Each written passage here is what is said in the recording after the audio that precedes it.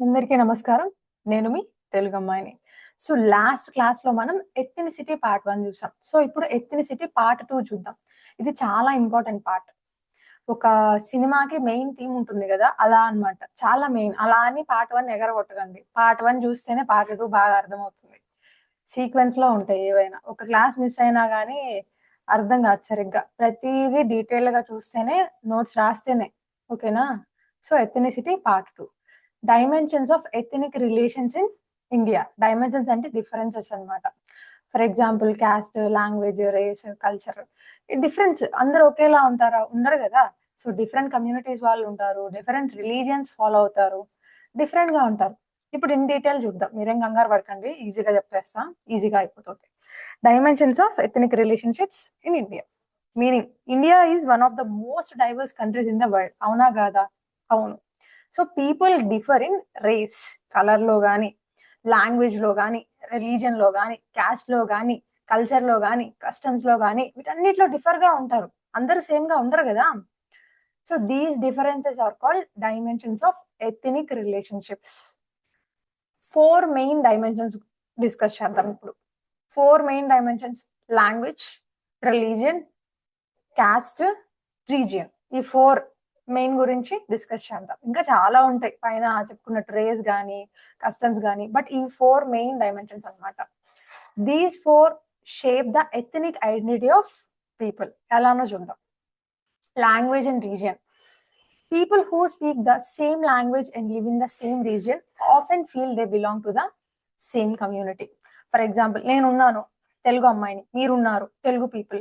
మనమంతా ఏంటి same region ఆంధ్రాలో ఉంటున్నాము. మనమంతా ఏంటి ఒక కమ్యూనిటీగా ఫీల్ అవుతాం. మన అమ్మాయిరా, మన అబ్బాయిరా, we feel like same. Okay. Example Telugu people, Tamil people, Bengali people, Punjabi people, etcetera etcetera. During British rule, the British divided India into provinces for easy administration. History వచ్చేసింది మళ్ళీ ఇక్కడ. స్టార్టింగ్ లో అంటే ఈజీ అడ్మినిస్ట్రేషన్ కోసం వాళ్ళు ప్రెసిడెన్సీస్ చేస్తారనమాట. లైక్ ప్రావిన్సెస్ అంటే states లాగా. Madras presidency, Bombay presidency, Bengal presidency. For easy ruling, ఈజీగా రూల్ చేయడానికి చేస్తారు. పార్ట్స్ లా చేస్తారు ఇండియాని, అంతే. After independence people demanded states based on language. For example Andhra Pradesh, మన ఆంధ్రప్రదేశ్ ఉంది. ఏంటి, మాకు సెపరేట్ స్టేట్ కావాలండి, మేము తెలుగు మాట్లాడుతున్నాము, డిమాండింగ్ అన్నమాట. సో 1953లో ఆంధ్రప్రదేశ్ అనేది ఫామ్ అయింది. Andhra Pradesh became the first linguistic state in India. First linguistic state ఏంటి? ఆంధ్రప్రదేశ్. చాలా అదే అప్పట్లో తెలంగాణ, ఆంధ్ర ఒకటే అన్నమాట. అప్పట్లో తెలుగు స్పీకింగ్ స్టేట్స్ కిందకి. Why? Telugu speaking people wanted a separate state from Madras. అప్పట్లో మద్రాస్ ప్రెసిడెన్సీలో ఉండేది. బట్ అక్కడ నుంచి మనం డివైడ్ అయిపోయాం అనమాట. Important personality Potti Sriramulu. అందరు వినే ఉంటారు, చిన్నప్పుడు చదువుకుంటూ ఉంటుంటాం మనం. ఒకవేళ వినకపోతే ఇప్పుడు వినండి. Fought for a separate Andhra state, went on a fast అంటూ డెత్. చచ్చిపోయేదాకా ఫాస్టింగ్ చేశారు ఆయన, మాకు తెలుగు స్టేట్ కావాలి అని చెప్పేసి. ఆయన మెయిన్ లీడర్ లాగా. ఇంకా he sacrifice led to the formation of Andhra state in 1953. అతను చనిపోయినాకే ఫామ్ అయింది మన ఆంధ్ర స్టేట్. అతను లైక్ 53 డేస్ ఏమో వెళ్తారు అనుకుంటా. నాకు డేస్ కరెక్ట్ ఐడియా లేదు. ఎన్ని డేస్ అనేది కామెంట్ సెక్షన్ లో రాయండి మీరు కరెక్ట్ గా. ఓకేనా? APSC important bit. First linguistic state ఏంటి? ఆంధ్రప్రదేశ్. గుర్తుపెట్టుకోండి. గుర్తుంటుంది, ఎందుకంటే మనం ఆంధ్ర పీపుల్ కాబట్టి. ఒకవేళ కాకపోయినా గుర్తుపెట్టుకోండి, మీరు ఆంధ్ర పీపుల్ కాకపోయినా గుర్తుపెట్టుకోండి. ఎప్పుడు? 1953లో. So effects of linguistic recognization. People got administration in their own language. ఇప్పుడు మనమంతా ఒకే లాంగ్వేజ్ కదా, మన ప్రాబ్లమ్స్ కానీ ఏమైనా కానీ మనం బాగా డీల్ చేయగలుగుతాం. ఇప్పుడు ఫర్ ఎగ్జాంపుల్ నేను ఉర్దూ ఉంది, ఉర్దూ నాకు రాదనుకోండి, నేను అక్కడికి వెళ్ళి అడ్మినిస్ట్రేటర్ గా ఉండాలంటే ఏంటి, వాళ్ళ ప్రాబ్లమ్స్ వాళ్ళు చెప్తారు, బాగానే ఉంటుంది, నాకు సరిగా అర్థం కాదు. ఇప్పుడంటే టెక్నాలజీ డివైడ్ అయింది, ఐ మీన్ డెవలప్ అయింది చాలా. ఇంకా ఇంకా వస్తున్నాయి ట్రాన్స్లేటర్స్ అని, ఏవో వస్తున్నాయి. అప్పట్లో అట్లా కాదు కదా. So other language groups also demanded separate states. Telugu వాళ్ళకి ఇచ్చేస్తే సరిపోతుందా? మాకు ఇవ్వద్దా? ఇవ్వాలి కదా. అలా మిగతా స్టేట్స్ కూడా సపరేట్ స్టేట్ కోసం ఇచ్చేసినాయి అనమాట. Regional identity became stronger. Education became easier in the mother tongue. అంతే. ఇప్పుడు మన లాంగ్వేజ్ లో మనం స్టేట్ బోర్డ్ ఉంది కదా. స్టేట్ బోర్డ్ లో ఏంటి? తెలుగు లాంగ్వేజ్. మళ్ళా వేరే స్టేట్స్ లో ఏంటి వాళ్ళ లాంగ్వేజెస్ ఉంటాయి. వాళ్ళ మదర్ బోర్డ్ లో లైక్ వాళ్ళ మదర్ టంగ్ లో చాలా ఈజీగా ఉంటుంది ఎడ్యుకేషన్ అనేది అట్లా ఉన్నప్పుడు. Next migration. When people migrate they create cultural associations, community groups. For example Telugu people ఢిల్లీకి మైగ్రేట్ అయ్యారనుకోండి, అక్కడ తెలుగు అసోసియేషన్ ఇన్ ఢిల్లీ అనేది ఒకటి ఉందంట చూడండి. సో వాళ్ళు మైగ్రేట్ అయినప్పుడు మన కల్చర్ ని గానీ మన ఐడెంటిటీ గానీ తీసుకెళ్లి అక్కడ పెడతారు. తమిళ్ సంఘం ఇన్ హైదరాబాద్ చూడొచ్చు మనం. అంటే వాళ్ళు తమిళనాడు వాళ్ళే, బట్ అక్కడికి వెళ్ళినాక తమిళ సంఘం అనేది అక్కడ ఫామ్ చేశారు అని. Next religion. India has many religions, మీకు తెలిసిందే. మేజర్ రిలీజియన్స్ ఏంటి? హిందూయిజం, ఇస్లాం, క్రిస్టియానిటీ, సిక్కిం, బుద్ధిజం, జైనిజం, పార్సిస్. అసలు స్టార్టింగ్ లో ఏంటంటే మనకి హిందూయిజం, ముస్లిం ఈ రెండే ఉండేవి. దాని తర్వాత క్రిస్టియానిటీ, బుద్ధిజం ఇవన్నీ వచ్చినాయి. క్రిస్టియానిటీ అంటే ఎక్కడి నుంచో వచ్చింది మనకి. బట్ ఆల్సో ఎవరి బిలీవ్స్ వాళ్ళవి. మనం ఇది ఫాలో అవ్వండి, అది ఫాలో అవ్వద్దని చెప్పాం కదా. అది మీ ఇష్టం. దేవుడు ఎక్కడైనా ఒకడేనండి. కాకపోతే ఏంటంటే మనమే క్రియేట్ చేస్తాం. ఈ రూపంలో ఉంటాడు, ఆ రూపంలో ఉంటాడు. ఏ దేవుడైనా మంచే కోరుకుంటాడు. కామన్ థింగ్ అది. బట్ పీపుల్ దానికోసం గొడవలు పడి ఏదేదో చేస్తా ఉంటారు. మా దేవుడు గొప్ప, మీ దేవుడు గొప్ప. గొప్ప అనేది మనం చెప్పుకోవడంలో ఉండదు. దేవుడు ఏ దేవుడైనా గొప్పే. ఎవరైనా గాని మంచినే చూపిస్తారు. ఆ ఒక్క పాయింట్ మీరు కనుక గ్రహించగలిగితే మీరు, మేము అనే భేదాలుండవు. Next religious diversity. Most religious communities live peacefully. So India follows unity in diversity. మీ పక్కింట్లో క్రిస్టియన్స్ ఉంటారా? ఉండరని చెప్పకండి. మీ పక్కింట్లో లేకపోతే ఇంకొకళ్ళ పక్కింట్లో ఉంటారు. ఒకే రీజియన్‌లో క్రిస్టియన్స్, సిఖ్స్, ముస్లిమ్స్ కలిసుంటారు. గొడవలు లేకుండా కొంచెం పీస్‌గా. ఈవెన్ హిందూస్, క్రిస్టియన్స్‌తో కూడా మంచిగా ఉంటారు. అంటే లైక్ బంధువుల్లా ఉండి షేర్ చేసుకునే ఇది కూడా చూస్తాం మనం. అంతెందుకు మా ఫ్యామిలీలోనే లైక్ క్రిస్టియన్స్ ఉన్నారు, హిందూస్ ఉన్నారు. మేమైతే ప్యూర్ హిందూసే. చెప్తున్నాను. మా నాన్నగారి వాళ్ళ అక్క ప్యూర్ క్రిస్టియన్ అన్నమాట. అంటే వాళ్ళు ప్యూర్ క్రిస్టియన్ అంటే సంథింగ్ ఏదో బాప్టిషన్ ఏదో తీసుకుంటారు గదా! అలా. అలా. So, unity in diversity. But sometimes communal violence occurs. కొన్ని కొన్ని సార్లు కమ్యూనల్ వయలెన్స్ ఒస్తుంది. ఎందుకు? గొడవలు ఎందుకొస్తాయి? Political manipulation. ఇప్పుడు ఏమైనా పొలిటికల్ పార్టీ ఉందనుకోండి. వాళ్ళు హిందూ అనుకోండి. బాగా హిందూకి సపోర్ట్ చేస్తూ మీకే స్కీమ్స్ ఇస్తా అది ఇది అని చెప్పారనుకోండి. అప్పుడేంటి? గొడవలు జరుగుతాయి. Next rumours. ఉన్నది లేనిది క్రియేట్ జేయడము. Religious intolerance. పక్క దేవుళ్ళని అవమానించడము. లేదంటే ఇంకా ఏవో మనకి ఎట్లా అంటే కౌ అనేది సాక్రెడ్ యానిమల్ హిందూయిజంలో. కానీ ఏంటి ముస్లిమ్స్ కౌ తినేస్తారు. అందరూ గాదు కొందరు. అదేంటి మనం తీసుకోలేమనమాట. అట్లా. హిస్టారికల్ డిస్ప్యూట్స్ అలా. Important communal violence. ఇక్కడ నుంచి చాలా ఇంపార్టెంట్. చాలా చాలా ఇంపార్టెంట్. చాలా ఇదిగా వినండి. ఓకేనా? First thing partition violence 1947 occurred during India Pakistan partition. ఇది మీకు తెలుసు. 1947లో లైక్ ఇండియా, పాకిస్తాన్ ఎవరిది వాళ్ళు సెపరేట్ ఇది కావాలనుకున్నారు. డివైడ్ అయిపోయారు. ఆ టైంలో వైలెన్స్ అనేది జరిగింది. వాళ్ళ స్టేట్ వాళ్ళకి డివైడ్ అయిపోయింది. మన స్టేట్ మనకి డివైడ్ అయిపోయింది. ఇక్కడ స్టేట్ అంటే లైక్ నేషన్. పాకిస్తాన్ అయిపోయింది. ఇండియా అయిపోయింది. Large scale migration and communal clashes. అప్పటిదాకా అన్‌డివైడెడ్‌లో ఉన్న పీపుల్ డివైడ్ అవ్వబోతున్నారు. ఇండియాలో ఉండాలా? పాకిస్తాన్‌లో ఉండాలా? ఇండియాలో ఉంటే ఏంటి? పాకిస్తాన్‌లో ఉంటే ఏంటి? ఆ టైంలో చాలా జరిగింది. And next Ahmedabad riot 1969 major Hindu Muslim violence. ఇదేందో చూద్దాం మనం డీటెయిల్డ్‌గా. ఓకేనా? ఇదేంటంటే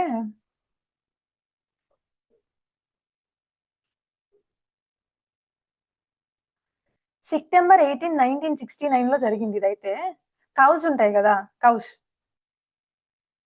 మన హిందూ టెంపుల్‌లో కౌస్ ఎళ్ళేసి ఏంటంటే అప్పట్లో ఏంటంటే ముస్లిం ఫెస్టివల్ ఏదో జరుగుతుంది. ఆ ఫెస్టివల్ జరిగే టైంలో ఈ కౌస్ అన్నీ ఎళ్లి యాక్సిడెంటల్‌గా చెల్లు చెదర చేయడము, గుద్దేయడము ఇట్లా జరిగిందనమాట. సో, అప్పుడేంటి a small argument broke out between the 2 groups. ఎవరెవరు? ముస్లిమ్స్, హిందూస్. చాలా మంది ఇంజ్యూర్ అవ్వడం జరిగింది. సో, అప్పుడు గొడవ స్టార్ట్ అయిపోయింది. దాన్ని మనం అహ్మదాబాద్ రైట్ అంటాం. Major Hindu Muslim violence. ఎందుకు? Cows from a Hindu temple accidentally ran into Muslim crowd celebrating a festival. వాళ్ళసలే తొందరలో సంతోషంలో ఉన్నారు. ఇంకా కౌస్ అది గూడా టెంపుల్ కౌస్ అని వచ్చి వాళ్ళని ఇట్లా చేశారంటే వాళ్ళు ఊరుకుంటారా? వీళ్ళేమో అయి పొరపాటున జరిగినియని, వాళ్ళేమో కావాలని జరిగినియని. ఇంగ అక్కడ కాన్ఫ్లిక్ట్ అన్నమాట. The 1984 anti-Sikh riots were 3 days of violence against Sikh people in India, mostly in the capital of New Delhi. In June 1984, the Indian Army entered the golden temple. Indian army golden temple లోకి వచ్చారు. The holiest place for six. అది golden temple అనేది six కి చాలా holiest place. అయితే ఏంటి, to remove armed protest. వాళ్ళు అప్పట్లో ఏంటంటే మాకు సపరేట్ స్టేట్ కావాలని చెప్పి డిమాండ్ అనమాట. ప్రొటెస్ట్, వైలెన్స్, గోల గోల అనమాట అప్పట్లో. అయితే వాళ్ళు ఆ టైంలో ఆ టెంపుల్ దగ్గరికి వెళ్ళారు. వీళ్ళు ఏం చేశారు, వీళ్ళు కూడా లైక్ దాన్ని ఆపడానికి టెంపుల్ దగ్గరికి వెళ్ళారు. టెంపుల్ దగ్గరికి వెళ్ళడమే కాకుండా పేల్చేశారు. దానివల్ల ఏం జరిగింది, మాకు చాలా పవిత్రమైన టెంపుల్‌లో కాల్పులు జరుగుతాయా? ఎలా జరుగుతాయి? గొడవన్నమాట. అప్పుడు సిక్స్ ఫీలింగ్స్ చాలా హర్ట్ అయిపోయినియి. అప్పుడేం జరిగింది, ఇందిరాగాంధీ అప్పట్లో ప్రైమ్ మినిస్టర్ అన్నమాట. ఆమె ఆమెకి six six sick sick religion ఆ రిలీజియన్‌లో ఉన్న బాడీ గార్డ్స్ ఉండేవాళ్ళు. ఇద్దరు కలిసి ఆమెను చంపేశారు. ఎందుకు? కేవలం ఒకటే. వాళ్ళకి చాలా పవిత్రమైన దాంట్లో ప్రొటెస్ట్‌లు జరిగినియి. అంటే ప్రొటెస్ట్‌లు జరిగే టైంలో వీళ్ళెళ్లి వాళ్ళకి అడ్డుకోవడానికి కాల్చడాలు ఇవన్నీ చేశారు. అందుకని చెప్పేసి. దీన్నే మనం సిక్ రియాట్ అంటామన్నమాట. 3 డేస్ జరిగిందిది. Occurred after Prime Minister Indira Gandhi was assassinated by her Sikh bodyguards. Thousands of Sikhs suffered violence. ఆమెను చంపేస్తే ఊరుకుంటారా? ఆమె చాలా ఫేమస్ గదా! ప్రైమ్ మినిస్టర్ అంటే ఏమన్నా ఇదినా? చాలా తేలిక గాదసల. చాలా మంది సిక్స్ కావాలని సిక్స్ వాళ్ళ వుమెన్స్‌ని, చిల్డ్రన్‌ని అది జేసి, ఇది జేసి చాలా కాల్పులు, చాలా యాక్సిడెంట్స్, చాలా తగలబెట్టాలు, చాలా ఇదిగా జరిగింది. So, this is anti Sikh riots. Meerut riot. Meerut riot ఏంటో చూద్దాం. ఇదేంటి, communal clashes between Hindus and Muslims. డీటెయిల్‌గా చూద్దాము.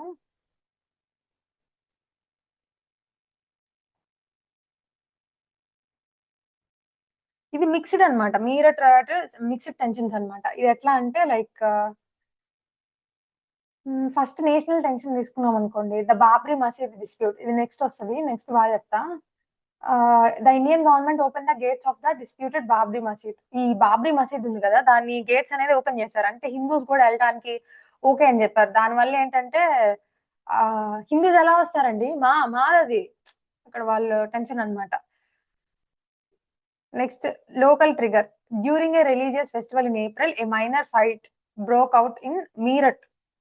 అంటే ఒక మీరట్ అనే ప్లేస్‌లో ఒక మాస్క్యూలో ఫుల్ సౌండ్ పెట్టేశారు. ఆ ఫెస్టివల్ టైమ్‌లో.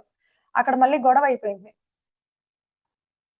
నెక్స్ట్ పొలిటికల్ ర్యాలీస్ గాని, వీటన్నిటి వల్ల మీరట్ రైట్ అనేది జరిగింది. మిక్స్‌డ్ అన్నమాట. హిందూస్, ముస్లిమ్స్‌కి మధ్య క్లాషెస్ అవి. నెక్స్ట్ బాబ్రీ మసీద్ ఇన్సిడెంట్ ఇది చాలా ఇంపార్టెంట్. సో, ఇది చూసేద్దాం.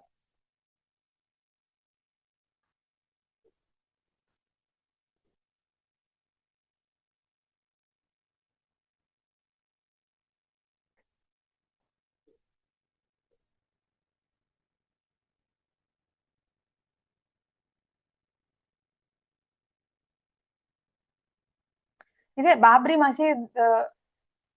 బాబ్రీ మసీద్ ఇన్సిడెంట్ ఏంటంటే in 1986 the Indian government open the gates of the disputed Babri మసీద్. గొడవలు అక్కడ నార్మల్ గానే.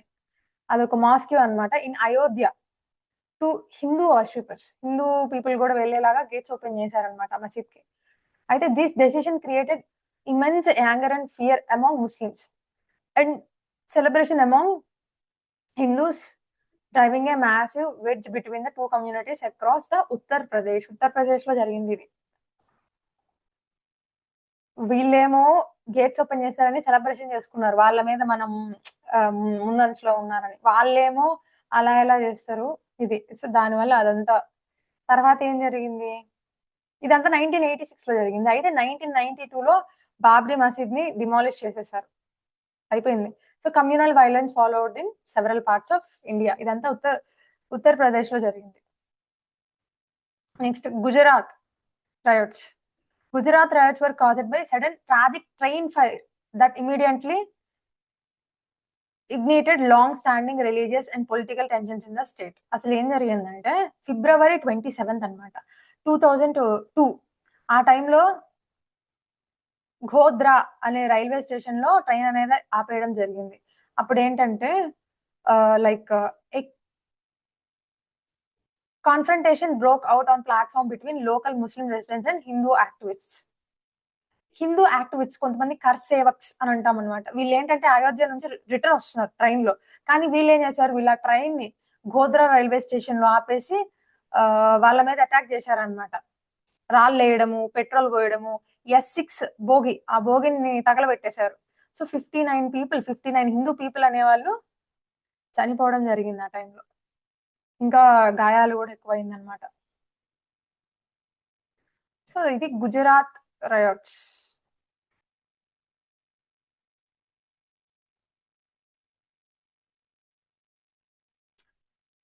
అంతకుముందే యాక్చువల్లీ గుజరాత్‌లో ఈ హిందూస్, ముస్లిమ్స్ మధ్య గొడవలున్నాయి. దాని తర్వాత అయోధ్య ఇష్యూ అది నేషనల్ డిస్ప్యూట్ అన్నమాట. National dispute over building a Hindu temple where the Babri Masjid molecule one stood had already made the atmosphere highly sensitive and polarised. ఇది మోస్ట్ చాలా సార్లు న్యూస్‌లో విన్నాము. మసీద్ ఉన్న ప్లేస్‌లో అయోధ్య ఎట్లా కడతారండి? నేనంటలేదు. న్యూస్‌లో. వాళ్ళ రిలీజియన్ బిలీఫ్స్ అనేవి బాగా దెబ్బతినిపోయినాయి. సో అది చాలా sensitive issue. This is all about Gujarat riots. Next Haryana violence. అది కూడా హిందూ ముస్లిం మధ్య. ఎక్కడ అంటే ఎన్యుఎహ్ ఇది ఒక ఏరియా. గురుగ్రామ్ ఈ ఏరియాస్ లో జరిగినాయి అన్నమాట. On July 31st 2023 Hindu group held a religious march through Nuh. ఈ నహ్ అనే రీజన్ లో రిలీజియస్ మార్చ్ జరగడం జరిగింది. అయితే అక్కడ ఎక్కువ ముస్లిమ్స్ ఉంటారన్నమాట.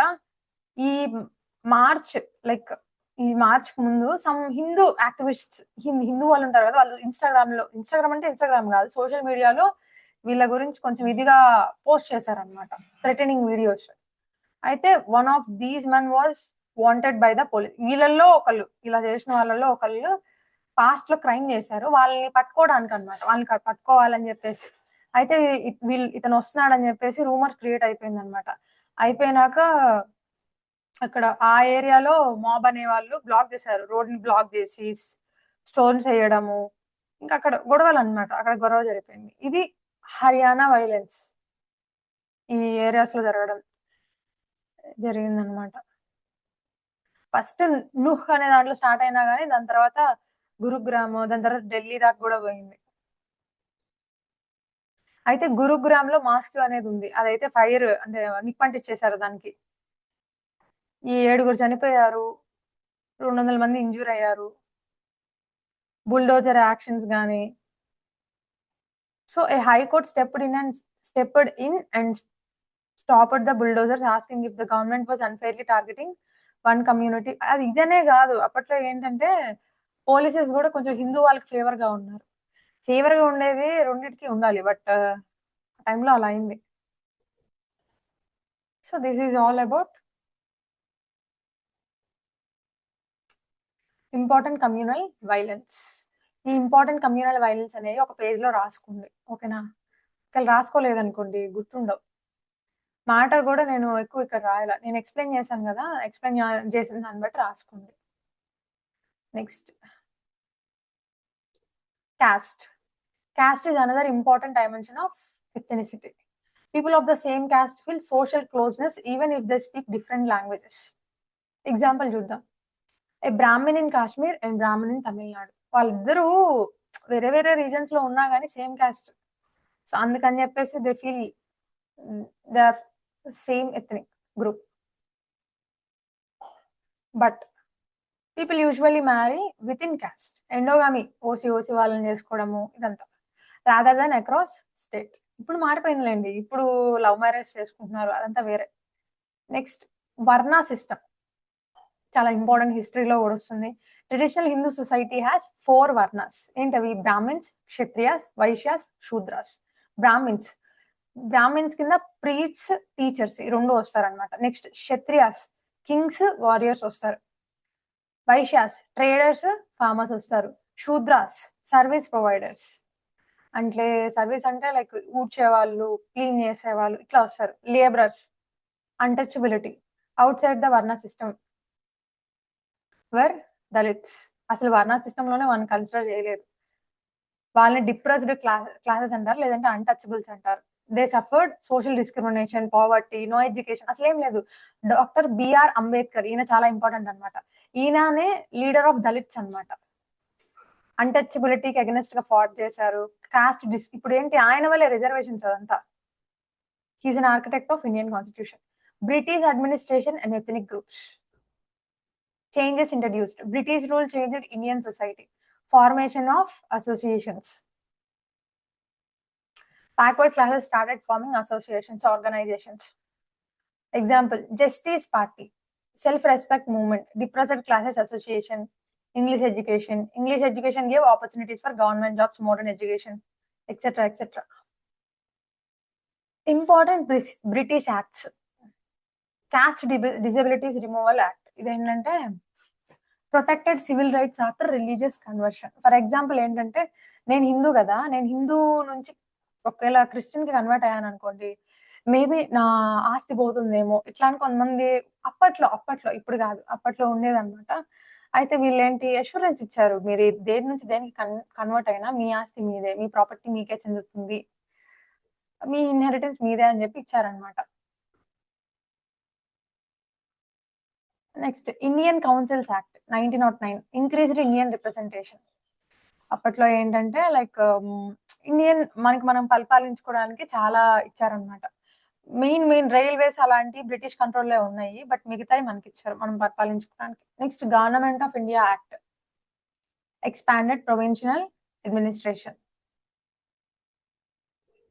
గవర్నమెంట్ ఆఫ్ ఇండియా యాక్ట్ 1935 ఇదంతా హిస్టరీలో వస్తుంది. Introduced provincial autonomy. మనం పరిపాలించుకునే దానికి హక్కు. Foundation of many constitutional features. Constitution of India and ethnic groups. The constitution దేన్ని ప్రమోట్ చేస్తుంది? ఈక్వాలిటీని ప్రమోట్ చేస్తుంది. జస్టిస్‌ని ప్రమోట్ చేస్తుంది. న్యాయం జస్టిస్, ఈక్వాలిటీ సమానత్వం, లిబర్టీ స్వేచ్ఛ, fraternity special protection provided for ఎస్సీస్ అండ్ ఎస్టీస్‌కి స్పెషల్ ప్రొటెక్షన్ అనేది అందిస్తుంది. Socially and economically backward classes OBC reservations ఇవి. సో రిజర్వేషన్స్ ఎడ్యుకేషన్‌లో గాని, గవర్నమెంట్ జాబ్స్‌లో కానీ ఇవన్నీ. Important articles. ఇవి ఆల్రెడీ మీరు ఫండమెంటల్ రైట్స్ ఉంటాయి గదా! అవి చాలా ఇంపార్టెంట్. ఒకసారి వెళ్లి ఫండమెంటల్ రైట్స్ చూడండి. ఇవే అవి. Article 14 equality before law, equal protections of law. మనకివి పాలిటీలో వస్తాయి. Article 15 no discrimination based on religion. మీరు ఈ రిలీజియన్, మీరు ఈ కాస్ట్, మీరు రావడానికి వీల్లేదు. ఇలా ఉండకూడదు. ఇది ఆర్టికల్ 15. ఆర్టికల్ 16 ప్రతి ఒక్కళ్ళకి ఎంప్లాయ్‌మెంట్ అనేది అంటే ఒక ఆపర్చునిటీ అనేది ఉండాలి సేమ్‌గా. Article 17 abolishes untouchability. Next very important article 25-28. ఇయి పాలిటీలో సెపరేట్‌గా చూడండి. హడావిడిగా కాకుండా ఆర్టికల్స్ వస్తాయన్నమాట మీకు. సో, ఆర్టికల్ 35 దాకా ఫండమెంటల్ రైట్స్ ఎళ్లి చూడండి. ఆర్టికల్ 14 నుంచి 35 దాకా బాగా ఇంపార్టెంట్ ఉంటాయి. అవన్నీ చూడండి. అవన్నీ నోట్స్ రాయండి. ఇక్కడే రాయండి. మన దాంట్లో సొసైటీలోనే రాయండి. Okay. Next article 350 special officer for linguistic minorities. Ethnic conflicts in India. Ethnic conflict means conflict between different communities based on ఇప్పుడు 2 లాంగ్వేజెస్ ఉన్నాయి. డిఫరెంట్ ఎథనిక్ కమ్యూనిటీస్ అవి. 2 రిలీజియన్స్ ఉన్నాయి. డిఫరెంట్ అవి. సో, బేస్డ్ ఆన్ వీటి మీద కాన్ఫ్లిక్ట్స్ అన్నమాట. Causes ఎందుకు? Diversity. India has many ethnic groups. Sometimes competition creates conflict. Competition for jobs గాని, ల్యాండ్ గాని. Unequal development. కొన్ని బాగా డెవలప్ అయ్యి ఉంటాయి. కొన్ని సరిగ్గా డెవలప్ అయ్యి ఉండవు. So, people feel neglected. Political exploitation. Political leaders sometime use religion, caste votes కోసం వాళ్ళు అదంతా చేస్తారు. Fear of assimilation. ఇప్పుడు చిన్న గ్రూప్స్ ఉన్నాయనుకోండి.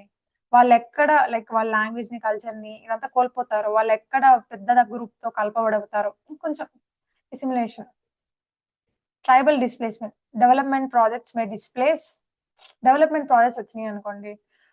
ట్రైబల్ పీపుల్ వాళ్ళ ఉండే లైవ్లీహుడ్‌ని కోల్పోవాల్సొస్తది ఒక్కోసారి. దానికి భయం మళ్ళీ. Ethnic movements in India. Khalistan movement very important ఇది. Some 6 groups demanded a separate Sikh country. అసలు వాళ్ళకి సిక్ లైక్ కంట్రీయే కావాలంట. దాన్ని ఖలిస్తాన్ అంటారు. మేజర్లీ ఇది 1970s నుంచి 1990s వరకు. Important events 1984 operation blue star. Indian army entered the golden temple to remove armed militants.